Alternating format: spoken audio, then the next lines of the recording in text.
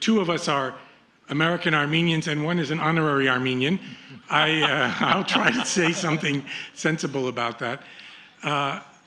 What I heard this morning from the ambassadors was how important, how central to any solution of the problems in the South Caucasus Russia is. There's no getting around Russia, right? So again, I can't imagine Armenia without Russia. That's the important. The problem is, what kind of Russia is it? Now, there are lots of problems in Russia. The word kleptocracy was used. There's a lot of that. Authoritarianism, all of those kinds of things. But my reading of Putin is that he's really a realist. He's a centrist. He is a person who is not, even though he plays the game, particularly after Crimea, of rabid nationalism as a kind of rhetorical facade, he is not like many of those people in Russia, or what you hear on Russian TV, that kind of nationalist. That he's looking to be respected. I think respect is one of the big things he wants. And I bet if President Trump and Sarkisian came together and thought about it, that they would realize what Putin would really like is a victory of some kind in the South Caucasus. What if Russia, who has been the major mediator, not always, but since 1994, certainly the guarantee behind the armistice, etc., what if Russia were the power that in fact could bring some kind of solution to this problem, this problem which doesn't seem to go away? I think that would be something that he would really like and would put him, as the Syrian operation showed, on the world stage, and that would be to his personal and to Russia's glory. Jack or Ed, any follow-on or additional? Oh, I think you're absolutely right that what Putin internationally has reacted most negatively to is what he considers an effort to put him down, and also to personalize. I mean, I could never understand why President Obama thought it useful to personalize the rivalry. You know, President Reagan condemned communism, of course, vigorously. He never insulted a single Soviet leader. And as a matter of fact, even at the height of the Cold War, when he would meet them, whether it was Gromyko or later Shevardnadze and Gorbachev, the first words were, "We hold the peace of the world in our hands. We must cooperate." Now, that was the sort of respect that helped us negotiate the end of the Cold War. Also, you know, Reagan, he understood that if we got too public on areas like human rights, we were going to do more harm than good. That it was too important, we had to handle that quietly. And increasingly we did. So that with all of the hammering at Russia publicly, the putting them down, and you know, when President Obama says, Russia is only a regional power, Russia doesn't make anything anybody wants. Well, look, if you want to get to the International Space Station, you got to use Russian rockets. You know, they've got enough ICBMs to wipe us out. Okay, they'd be committing suicide if they did, but is that regional? And then, frankly, I think one of the reasons, if the Russians were behind the hacking of the Democrat National Committee emails, I say if, I think it's very likely they were, but I think it isn't proven.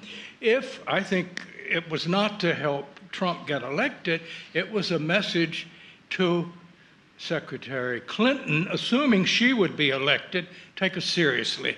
You really want to go one-on-one in cyber war? I mean, so I think many of the things that Russia does, it's not excusing, but it is a reaction to feeling that they've been ignored, put down, and that we've taken a holier-than-thou attitude. After all, we're accusing them of aggression in Ukraine when, well, we bombed Serbia over Kosovo without a UN approval.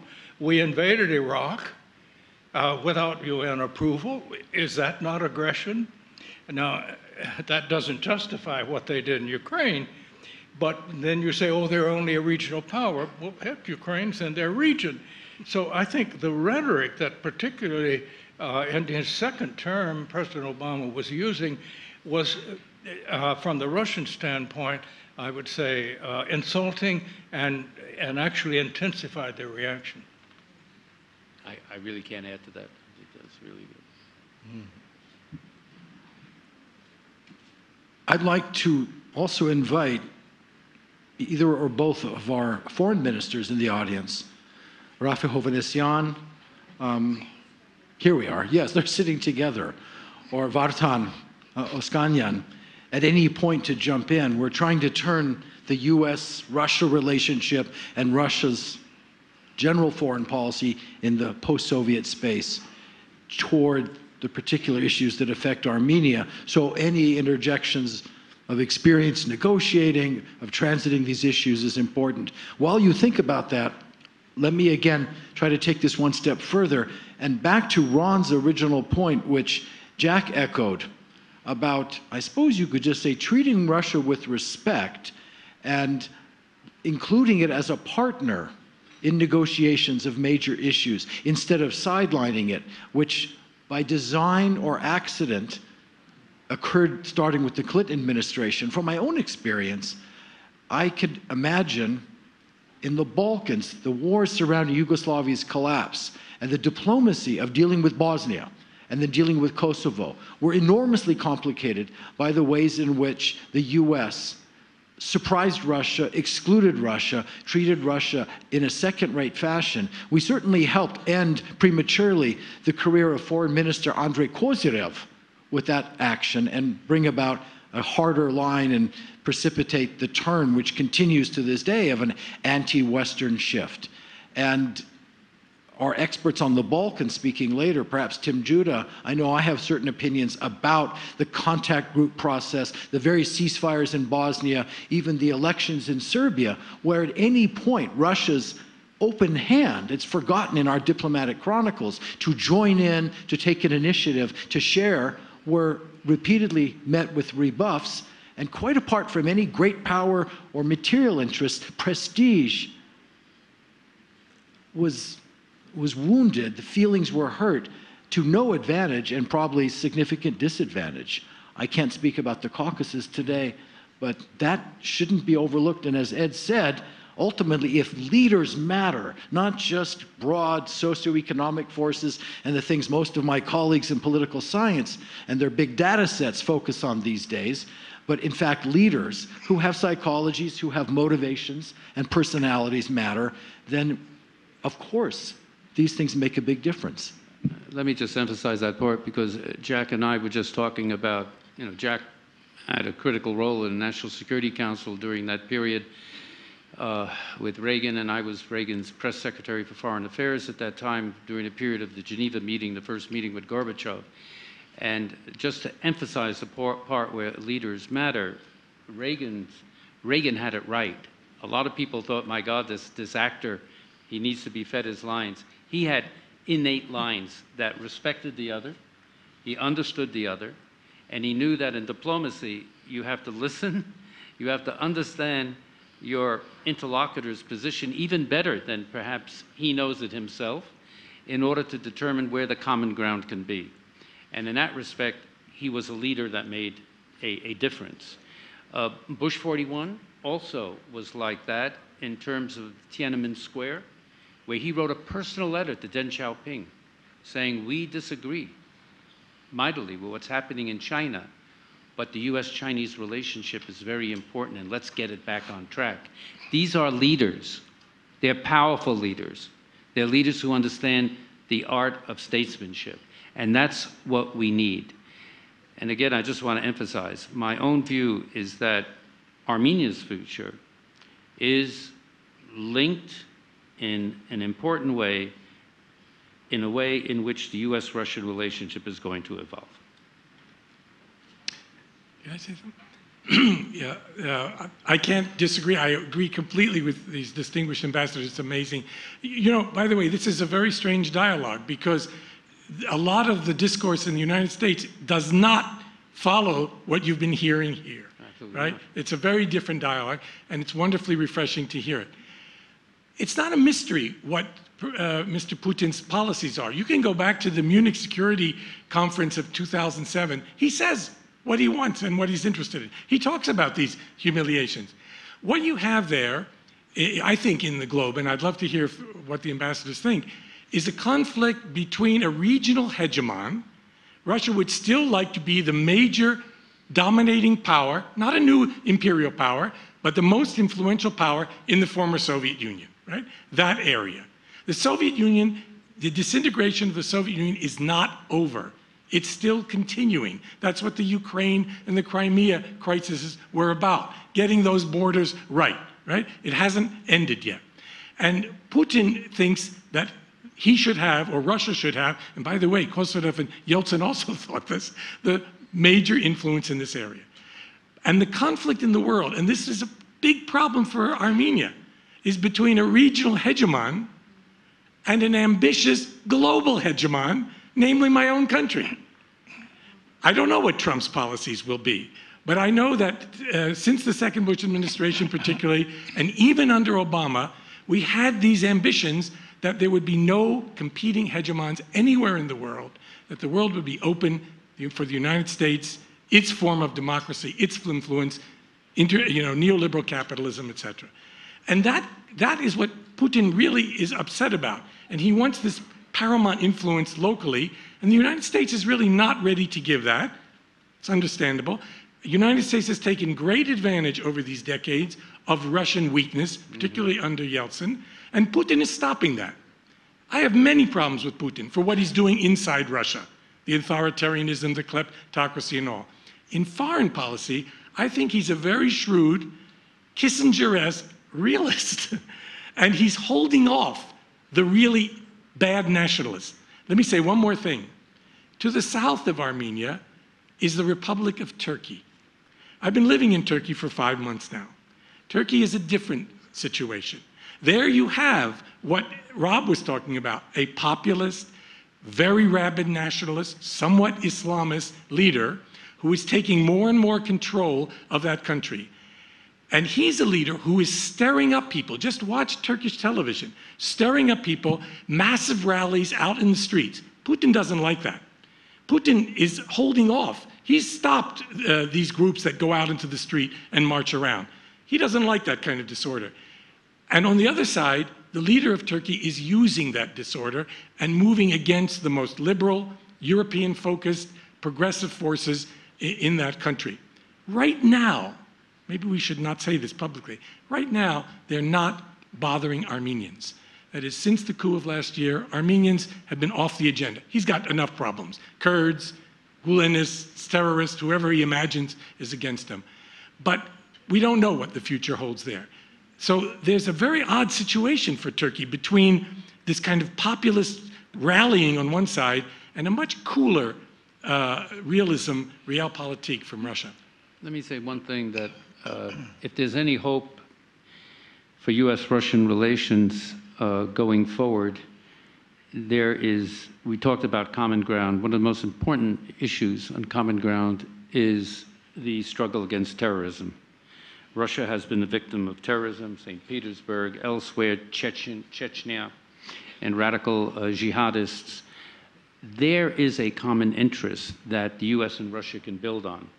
A lot of other issues that we have major problems with Russia on, but what I'm hopeful of is under the new administration, which has really put the counterterrorism as a key objective, that this is a beginning of a U.S.-Russian dialogue. If we do make progress in that, it can grow into other areas. And I hope that will be the policy of the new administration.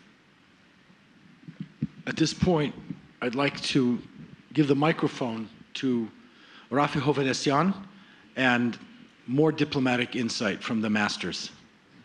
Shall I speak this way or this way? Which is best for you? This is the camera. So Okay. Just sitting. If you sit here, they'll get you straight, or stand. All right. Well, thank you. Thank you for the counsel. Well, it's a distinct pleasure for me as a UCLA graduate to sort of crash a USC function here in the capital of the Republic of Armenia. But there are family credentials as well, because my father, whom you well know, after many, many decades at UCLA, in a very controversial family decision, went to USC and its Institute of Studies and Shoah Foundation to work on oral history, which shows that there is always a higher interest. And so the question for us, I think, in the audience, in the lay part of the fabric and in the political lay of the land, is what is best for Armenia? What is Armenia's interest? And we have here gathered today a very august panel to be continued later on and tomorrow of people and specialists who have been in the middle of Armenian issues, sometimes as a primary, sometimes as a secondary or tertiary issue. Many of the people on stage today have been at the sort of at the brunt of the Cold War relations between the U.S. and USSR. In fact, Ambassador Matlock was the first foreign diplomat.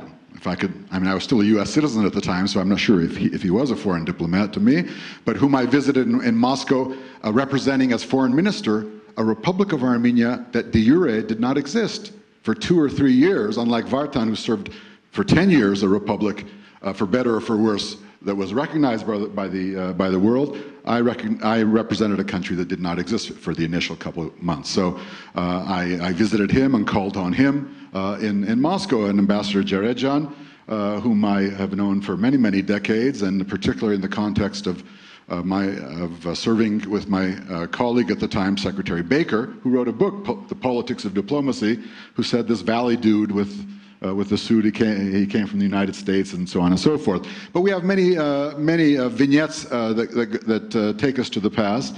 But what we've heard so far, at least the part that I've heard, is very, very interesting, is very informing. But the one aspect that seems to be missing is what is in Armenia's interest. Does Armenia, after its declaration of independence, have a right to its own sovereignty and independent foreign policy and good elections and transfer of power through free and fair elections, which we have not had for 25 years? This begs the question. It's very difficult for me or Vartan or many others. I don't want to speak on Vartan's behalf, but what is patriotism? Can there be a critical patriotism where you want your nation to be better than it has been to date, that it could realize its potential, both in-house, democratically, rule of law, human rights, no political prisoners, and at the same time, understanding the fact that we have no access to the sea for the time being, that we also have a right to an independent foreign policy. And whether the name is Putin or Trump or anyone else, with due respect to everybody across the board, does Armenia have a right to its own sovereign policy, and what is our capacity as a nation to deliver that foreign policy? Now, I think that patriotism must be critical. I know that political scientists, I agree that political scientists and ambassadors must earn their bread. And I think that's fantastic. And whether you're earning your bread now or on another occasion, ultimately we have to think of Armenia not as a place on the map, not only as a survivor republic of a nation, representing a nation that has overcome genocide and national dispossession, with unresolved questions with Turkey and with Azerbaijan primarily. Javakh, in terms of its human rights and civil rights, is also there. But what do we do with this nation that also fits the definition that Ambassador Djerejian referred to? Is it okay to call another nation kleptocratic or partocratic, but not our own? Now, are we traitors for saying this publicly, or do we want a better Armenia, one that not only engages the diaspora in the affairs of its democracy and delivers a transition of power through free and fair elections, which has never taken place in 25 years, and query, does this find its reflection in Armenian foreign policy? Its inability to devise and to implement and to realize a foreign policy that respects everyone in the world, from Vladimirovich to, I don't know what Mr. Trump's patronymic is, but that respects everybody, but understands that Armenia, this little nation, landlocked, has its own rights. And it's not for me to suggest to you whether you should receive an award from this or that Armenian official, whether that Armenian official is a kleptocrat or a partocrat, or what is that final definition.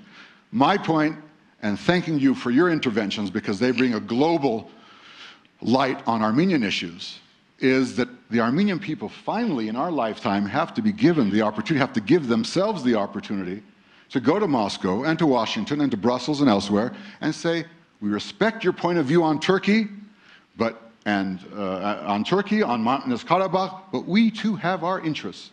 The United States has recognized Kosovo, Russia has recognized Abkhazia, et cetera, et cetera. The Armenian nation has its right. I belong to the school of thought that believes that to press that right and to realize it in the contemporary era means that we have to deliver that right at home. And there we have failed. And that failure has to be part of the patriotism that brings the Armenia of tomorrow, a democratic, rule of law Armenia that doesn't see Trump and Putin as equivalents or as people other than partners for Armenia to deliver a better day domestically and internationally for Armenia's constitutional right as a sovereign nation in the family of nations. Thank you. Just a quick one point. The ambassadors, Ron, addressed the Russia-U.S. relationship. When we in Armenia in doubt whether to pick between confrontation or cooperation, clearly the choice must be cooperation. Closer the relationship are between Russia and the United States, Armenia's margin of maneuverability will increase, and that will clearly help Armenia to conduct more effective foreign policy. But one point that when I talk to foreigners, I sense that there's a misunderstanding and misconception about Russia's influence in the Caucasus, the depth and the scope of Russia's influence in the Caucasus, and particularly in Armenia. Clearly, Russia has influence, but I think it's been overstated. A lot depends on Armenia's response, the pushback, and the extent of its self-censorship when it comes to Russia. Russia does not accept that Armenia be a obedient country to Russia's will. Russia simply expects that Armenia be, or any other country in the Caucasus, to be more circumspect with regard to Russia's interest within this region. If you can do that within the limits of your own national interest, more effective your policy is.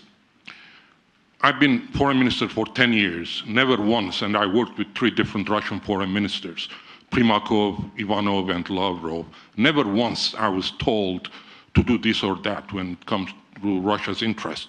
Not even on votes at the UN in support of Russia's interest.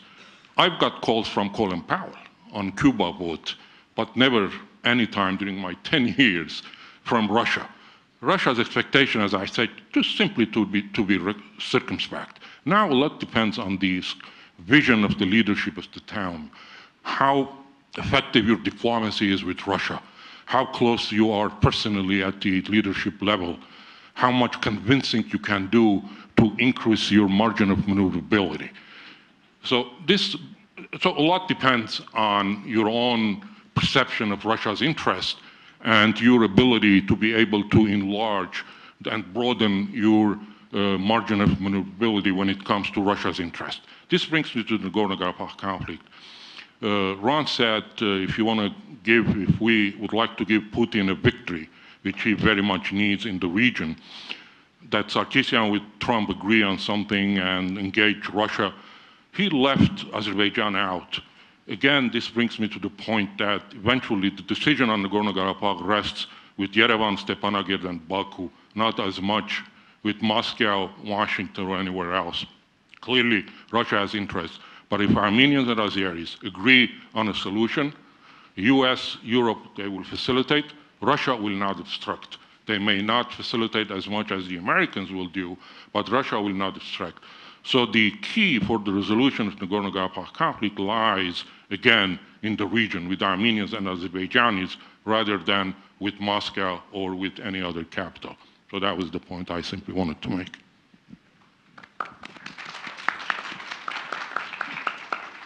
Thank you both for those learned comments. And if I understand correctly, the essence, and they are a binary pair in a sense.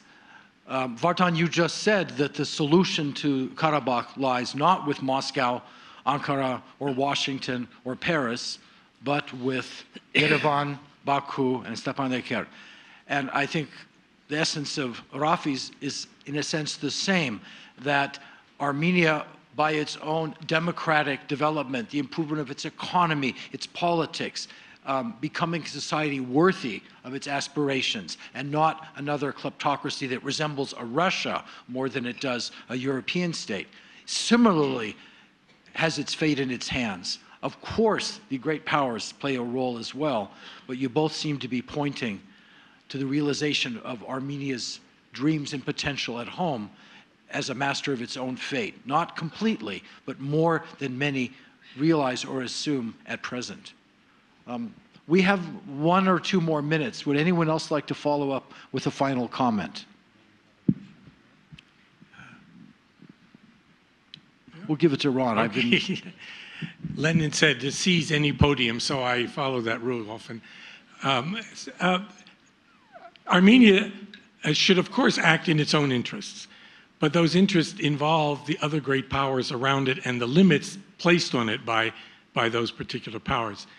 And those interests have to be maybe more carefully defined at times. They go in all kinds of different directions, and people don't know, in Turkey, for instance, that the Armenian governments have been relatively restrained in the demands on Turkey. So in public sphere, often people think that there are territorial claims, reparation claims, all kinds of other things, and so this has to be more carefully defined. That is, I like what Rob said, the way you characterized it.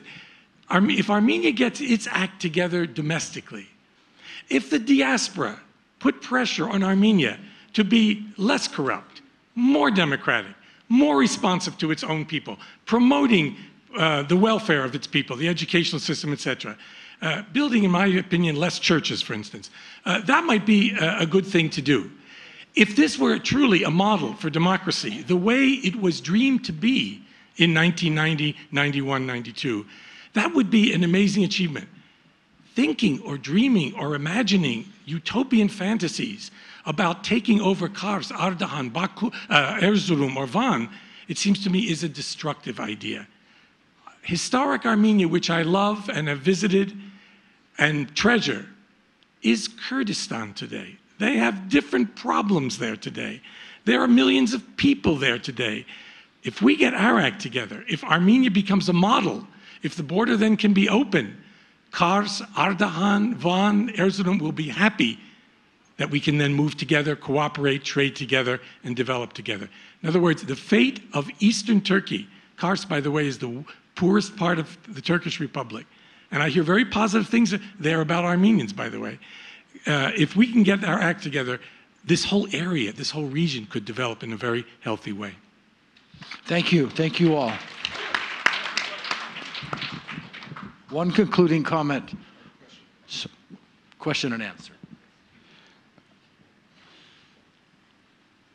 Thank you, Professor, for those remarks that sort of triggered in my mind and the mind of many people here, I think, the issue of the sort of the hidden Armenians, with hundreds of thousands of Armenians who live knowing that they have Armenian progeny or they're a progeny of Armenian families, and what the Armenian nation or the Republic of Armenia should do vis-a-vis them, and therefore there is a connection.